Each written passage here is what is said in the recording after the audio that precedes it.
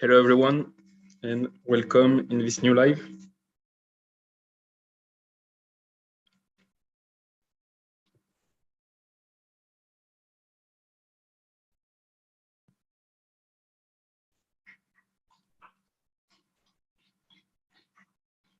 Okay, so let's start.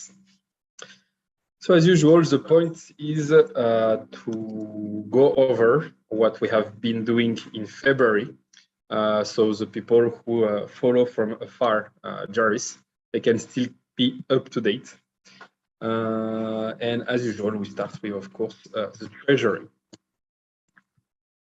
So right now, apart from the GRT, we have $441,000, which, of course, encompasses those two debts of almost 100K. But the market crashed last month, especially for our CVX position. Maybe you have followed. There was an issue on the convex locking contract. So the team, exceptionally to save user funds, they allowed to unlock all the CVX which were locked, and everybody, all the holders who wanted to sell CVX because of the current situation, they had a chance to do it, and they sold massively. And this is why also we lost a bit on our CVX position.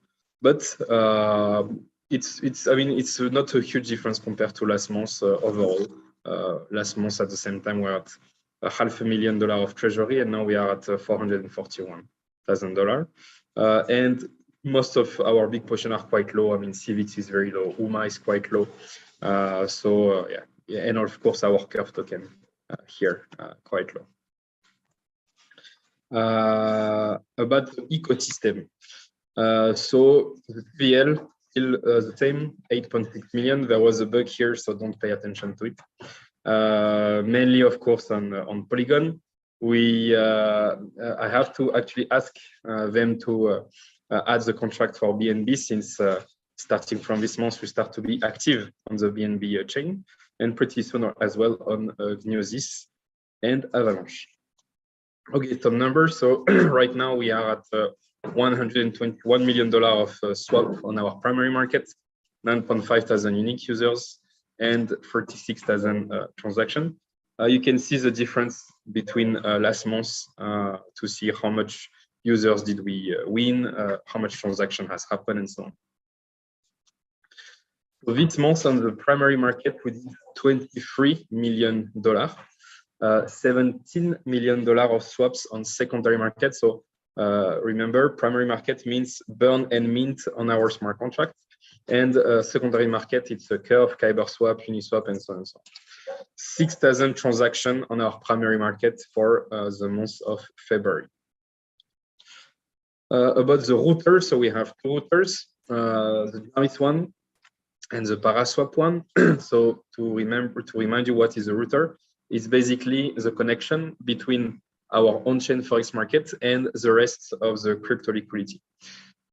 So we have launched our own router, the on-chain liquidity router, which is meant to be used only by smart contracts. But of course, for normal users, the best is to use the Paraswap router. And in February, $7.5 million of swap happened on Paraswap versus $25,000 on our router, which is still surprising, because the prices are way better on Paraswap, yet we still had $25,000 of transaction that happened there. And if you remember what's the point of this router, as I said before, it's for smart contracts. So if a protocol wants to, for example, buy RAT BTC with jEUR, they will go through our own router. About the secondary market, so on Curve, we did $10 million of, actually, sorry, it's 10 million euros. So it's something like, I mean, almost 11 million euros. So it's something like $12 million of volume in the pool curve. Here you can see the evolution of the number of jEUR in the pool. On the Japanese, on the 2GPY pool, it was actually a very small month with $300,000. I mean, you know why? Huh? The issue is because of the big imbalance, which doesn't allow to do any trade or any swap. A few happen in March, but for the whole month of February, it was actually very, very small. For the Canadian dollar, we did $1.1 million of volume. And the interesting thing is that there is a boom of the number of jCAT that came back in the pool as well as in the volume at the end of February. This coincides with actually the launch of the money market, and basically people started to deposit more money in the CAT system, in the 2CAT pool, because you can reuse the 2CAT pool in as collateral. At the same time, also there was some arbitrage because the amount of jCAD in the pool started to be very low, so there was a big imbalance. But the thing is, because jCAD you can purchase it from Montpellier, there are few people who actually did quite nice arbitrage. So I trust that those are Canadian people. So they bought jCAD from Montpellier, and they went in the pool and they basically did an arbitrage. And this is also how they helped to have more jCAD in the pool. On Kyber, we did around $5 million of volume for all the three pools combined. Then liquidity. So this is a new table. So on the left table, you can track the available liquidity. And on the right table, you can track the performance of the liquidity provider. So because of the conflict in Ukraine, the price of the US dollar went quite up, which means that the performance of the liquidity provider went also very up. As you can see, for now, the P&L is $322,000 of profit, while the liquidity, I mean, the initial liquidity that hasn't been withdrawn is 1.1 million. So it's like 30% of APR since October.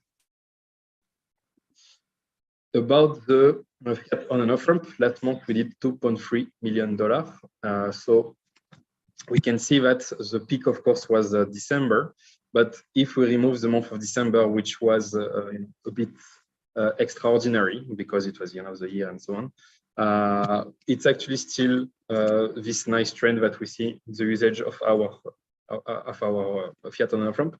The cool thing, again, I mentioned it last month, it's that in January, most of the volume that we tracked on chain, it was not to fuel the pool that we have on Curve. So basically, the usage of the on and off ramp was not driven by the liquidity mining, nor it was for the month of February.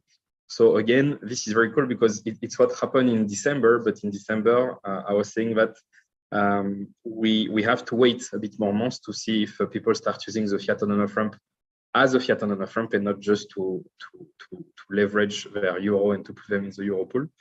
And so far, this trend keeps going. So this is actually pretty cool for us because, you know, it's our PMF.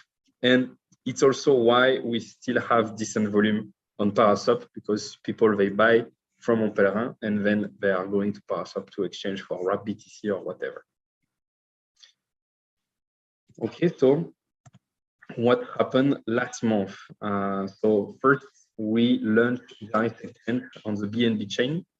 And most importantly, and maybe most interestingly, even though we didn't communicate a lot about it, we launched a Jarvis Exchange Lite version, which is especially for DunyaPay. So DunyaPay is our partner in Burkina, and basically they will have the role of Montpellier, but in Africa.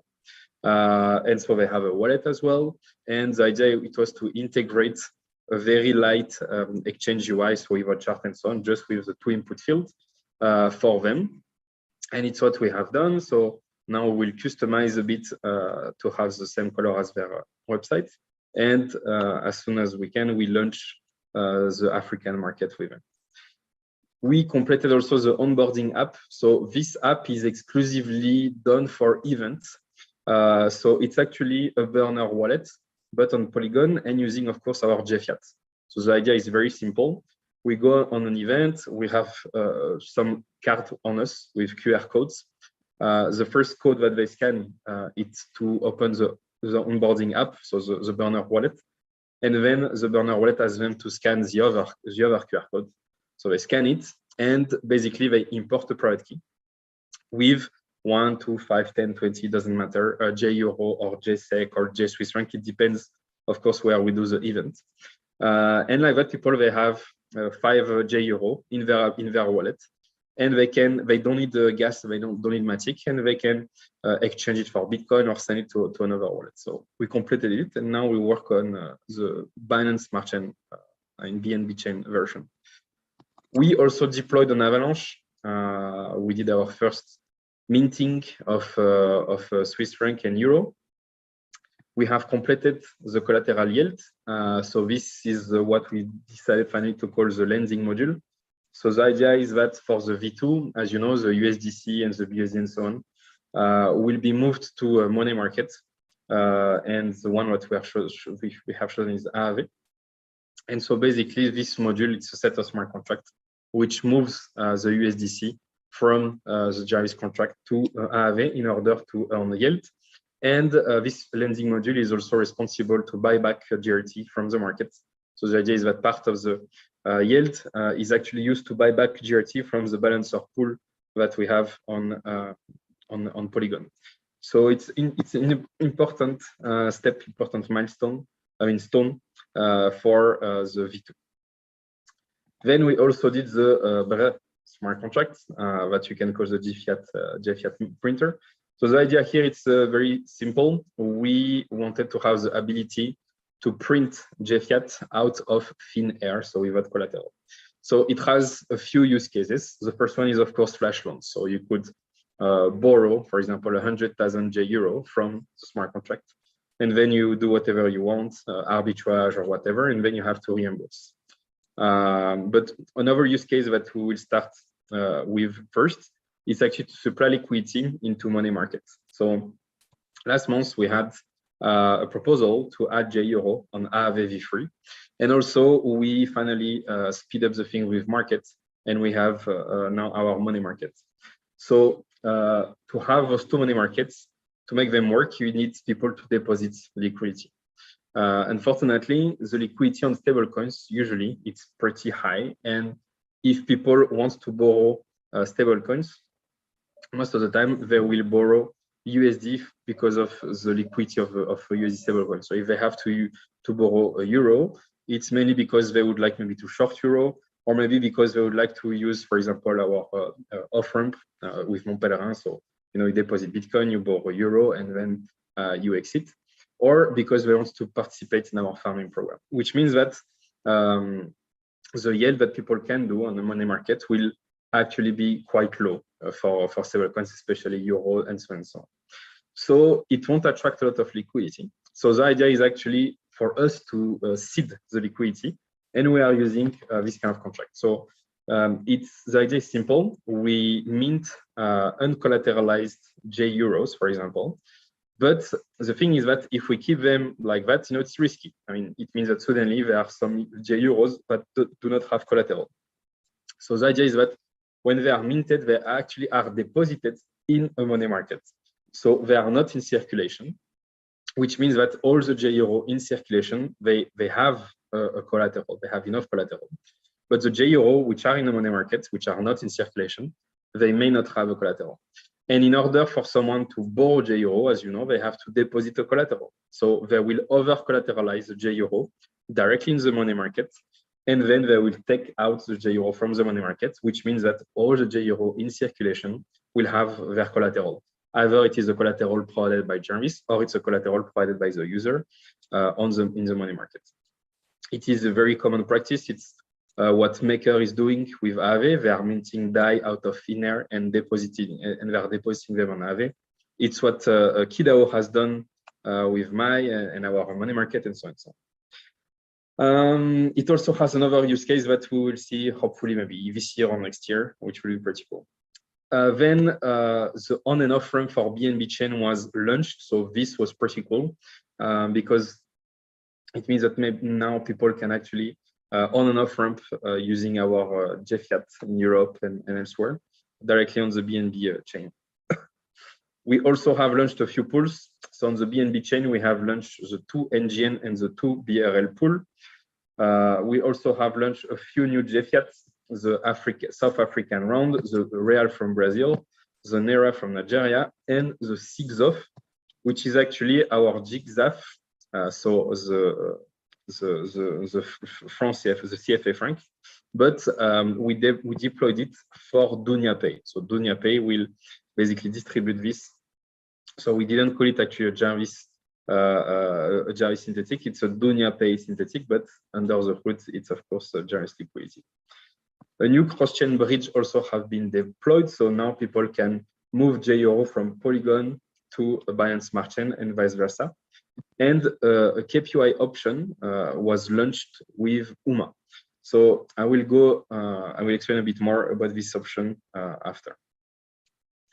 So this is an article where we explain the new bridge between Polygon and BNB for the jEUR. It is done on multi-chain, the multi-chain protocol.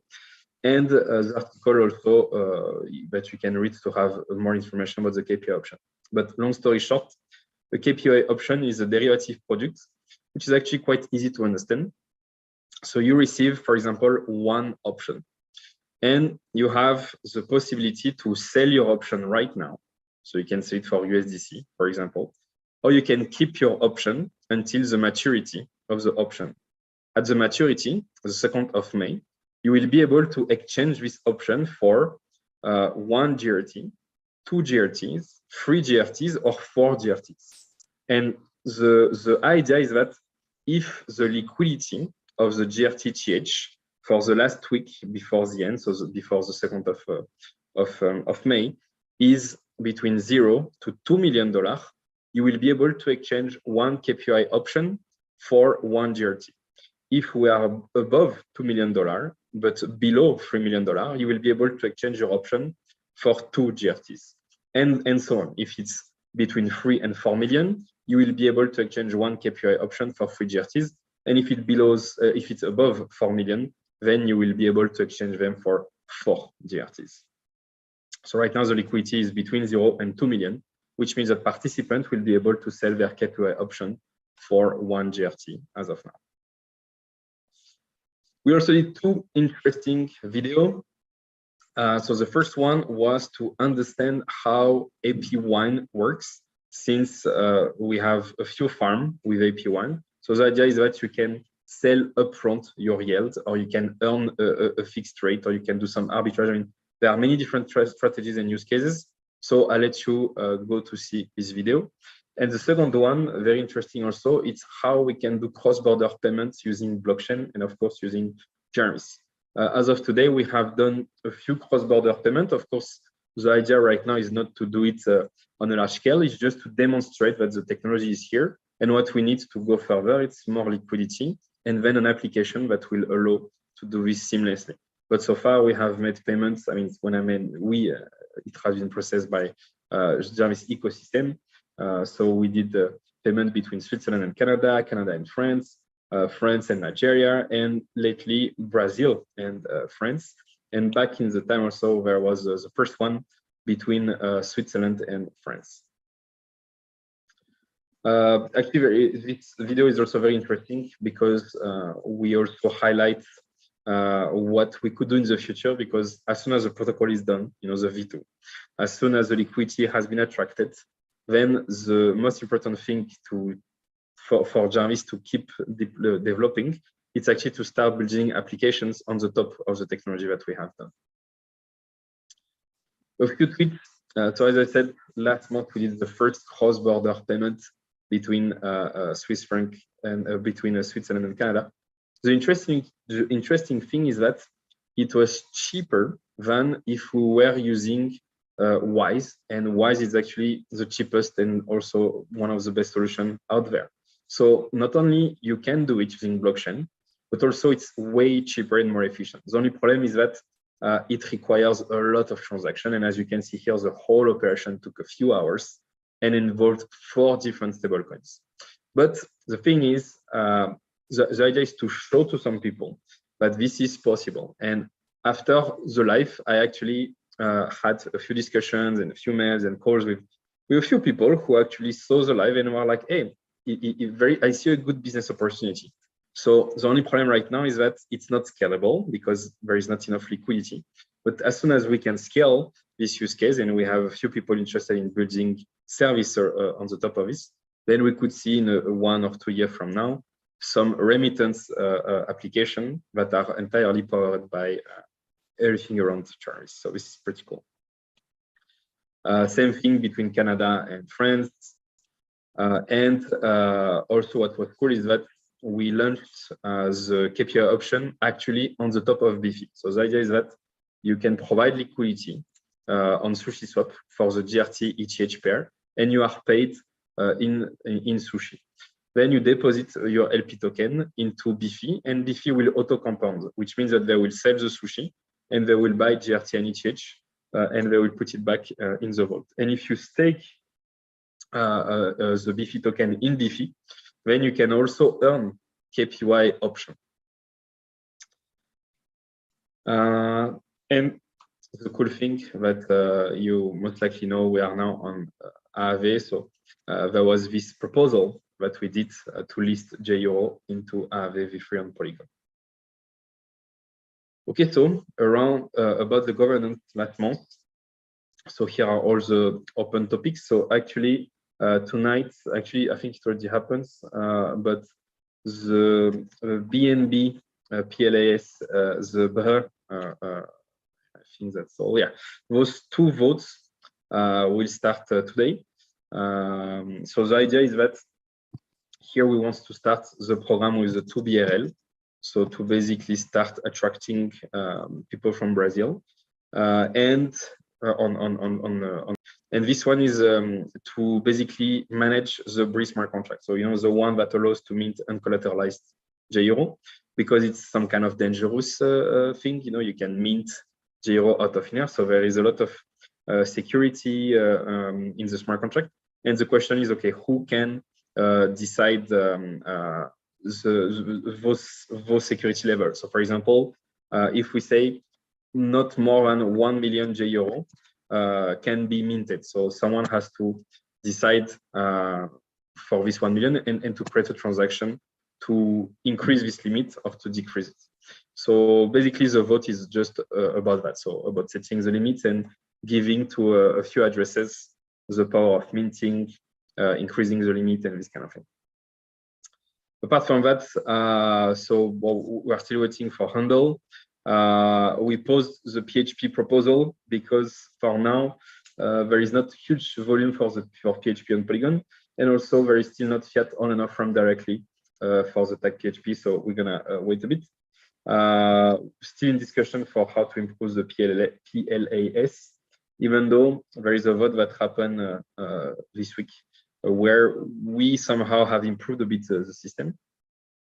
But the most interesting discussion, I think, in the upcoming days and weeks will be the P35 with the various balancer pool.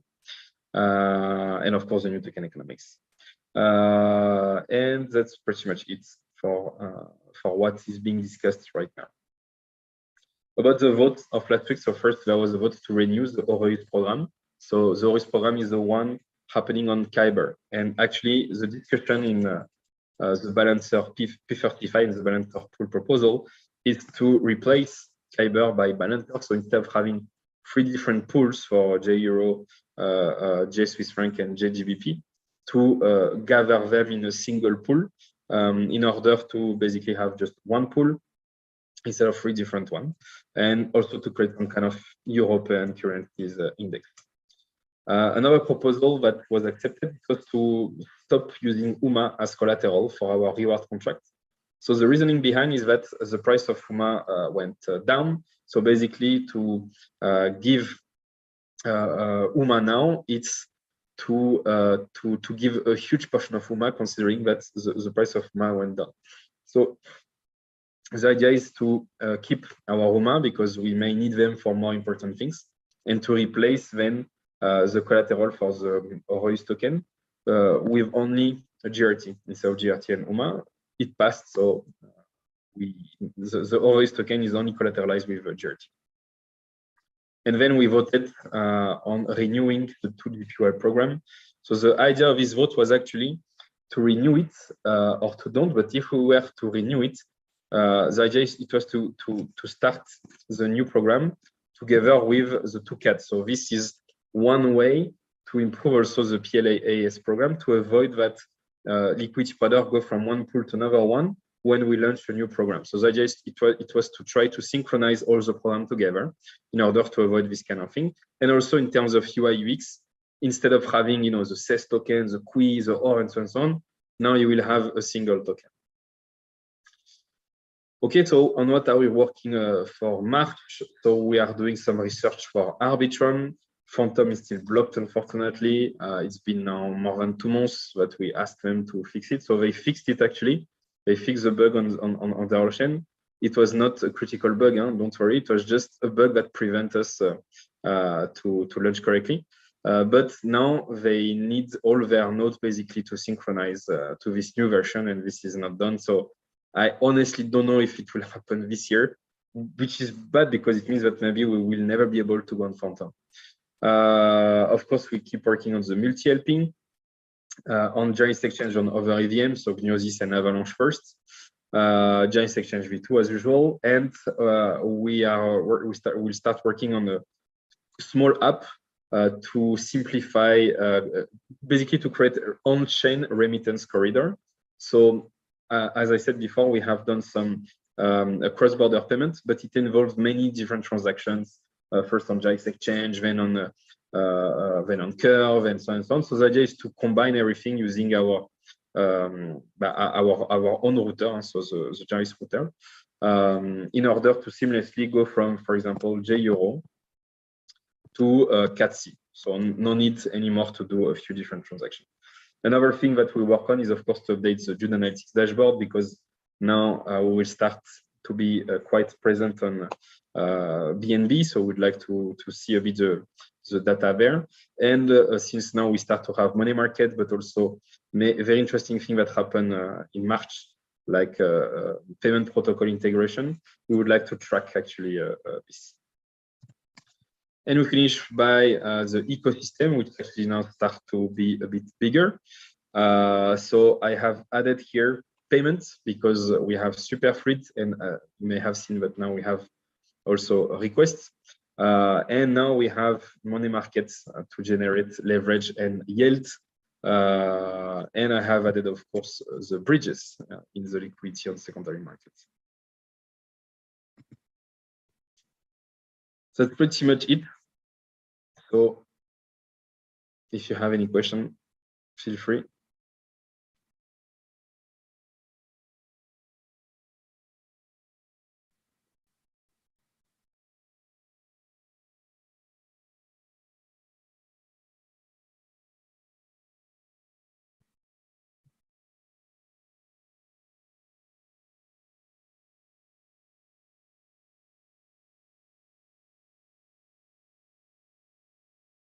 Okay, so I see you next time, and thank you for your time. Bye, everyone.